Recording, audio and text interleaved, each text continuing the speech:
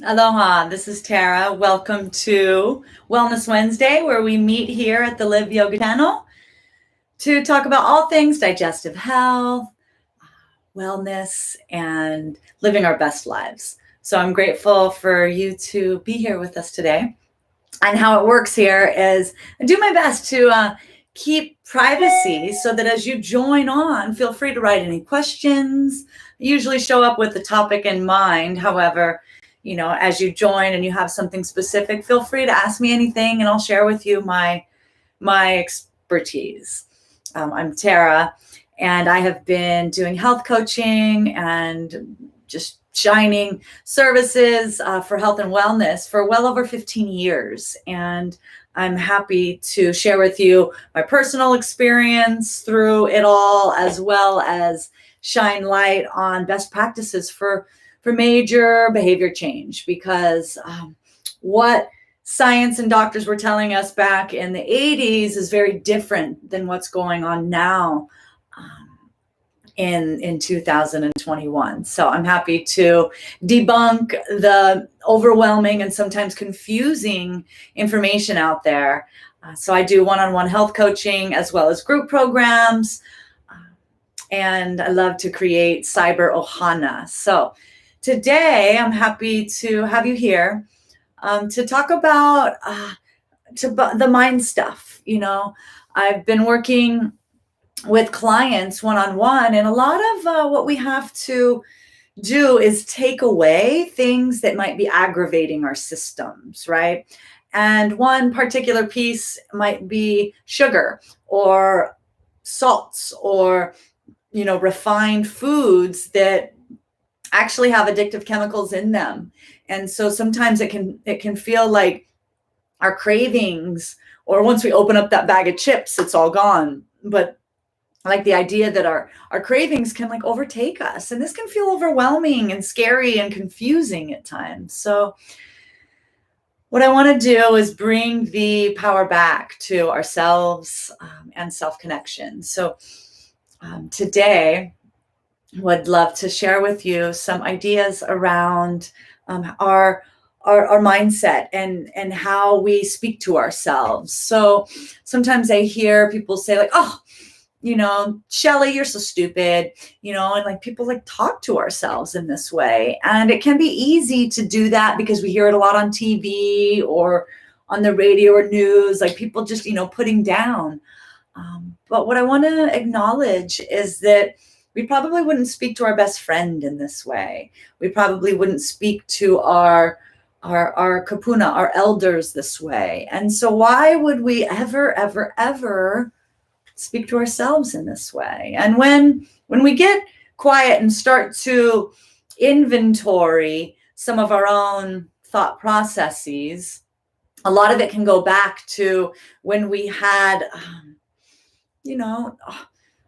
traumatic experiences when we were young children. Now, trauma may seem like a really big deal, or all of us have had things happen to us throughout our lives that can cause stress. So without getting into the subjective judgment of what's worse or not, simply acknowledging that we've all had ups and downs in our lives, and this can contribute to how we speak to ourselves, and then choosing to become more and more aware of the internal voices so that we can then clarify and purify our self-talk. Because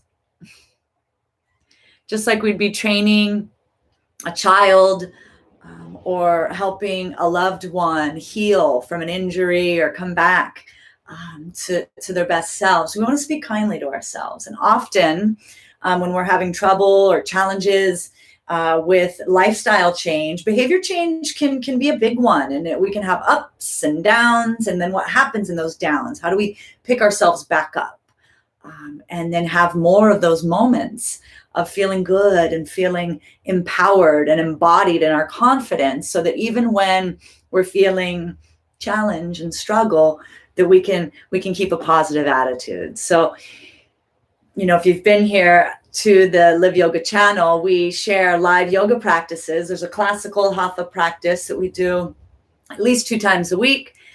But just that in itself helps to clarify and purify the mind. We like to share, like to make the mind our best friend.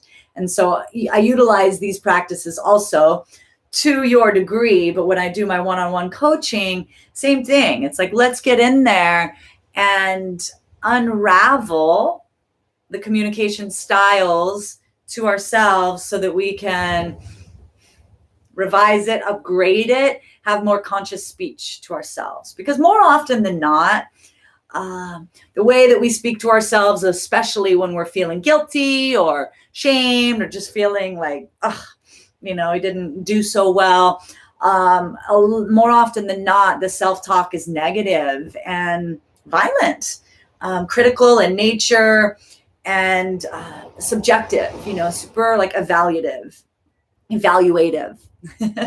And this evaluative mind, the space of our brain that utilizes discernment, this is happening every which way we turn throughout our day-to-days. We're constantly judging and evaluating, first and foremost for our safety and well-being, but then after that, to use these beautiful brains. We have such incredible brains, but to use our higher form of intellect, not only to those outside of ourselves, but today we're talking just about us, to lift up and use our higher form of intellect would be lifting up out of that evaluative mind, so that we're lifting up out of the judgment and criticism of ourselves, and then connecting, letting those thoughts, even if they're negative, letting those thoughts get us in tune with our feelings.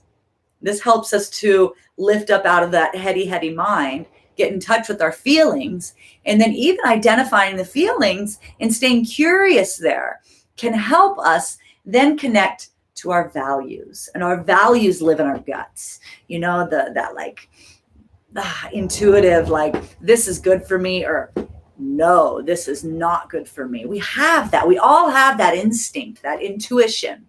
And what I love to do is to lift up out of that reactive, judgmental, usually called negative Nancy kind of mindset. Pardon me, I just thought of a really great friend, Nancy, that I love. Yet, lift up out of it to then stay curious. And that curiosity expands our heart space, expands our compassion. And when we shine that light of compassion, self-compassion, then we come to more understanding, because then when we can lift up out of the harsh judgments, tune in to what really is going on. What are we feeling? And many of us have not been given the liberty to have space to acknowledge our feelings. And this is common with many men, but also with women. Boys aren't supposed to cry. Swallow it and move forward. No pain, no gain. All of these like outdated thought processes really leave us far away from self-connection and care. So when we give ourselves space to identify our feelings, and now there are lots of feelings on the spectrum, but to keep things simple, especially for many of us that have a smaller vocabulary in our emotional dialect, simply use mad, sad, glad, and bad. And scared. Mad, sad, bad, scared, or frad. We say it for fun. So, and then happy. I gotta include happy in there too. But by identifying these feelings, gets us out of the brain, into the heart. And then by identifying the feelings and then wondering, staying curious, what might that be connected to? We connect to our beautiful needs, also known as our values. And every human being has beautiful needs for safety, security, creativity, connection, intimacy, to be seen, to be heard. And we may not be able to get all those needs met from those outside of us. And oftentimes when we feel frustrated, it's because we're looking outside to get those needs met. Now, when we can self-soothe, self-identify, and then self-connect, we have a higher likelihood of providing, meeting those needs for ourselves. And when we can do that, wow, does that fill up our own love cup? Because I'm able to love you so much because I love me so much. When my love cup is full, then I'm able to be of service elsewhere. And how many of us run around serving, let me give to those all around me, so that by the end of the day, I feel depleted, overwhelmed, burn out. It doesn't serve us to give from a space of depletion. We are best serving to our loved ones and the world at large when we're coming from a place of fullness and wholeness ourselves. So I can go on and on. I sure love this stuff. So if you have anything that you'd like to share here, I'd love to include it. Practicing and becoming in tune with the self-talk and acknowledging that our inner child may be present, and our inner child that maybe didn't get the love that they were needing because mom or dad was working 3 jobs or doing what they needed to do. And without blame, we're not getting into blame here. We are finding ways to love ourselves and practice mature connection to ourselves. So that we can love those around us. So I'm Tara, the metabolic therapist, signing off for now. Super happy to share with you today in the Trust Your Gut Club. So leave me a note. Let me know if you learned anything here. Please smash that subscribe button. I'm really wanting to grow our online Ohana here. And it means the world to me that you tuned in today to the Trust Your Gut Club. So as always, take good care.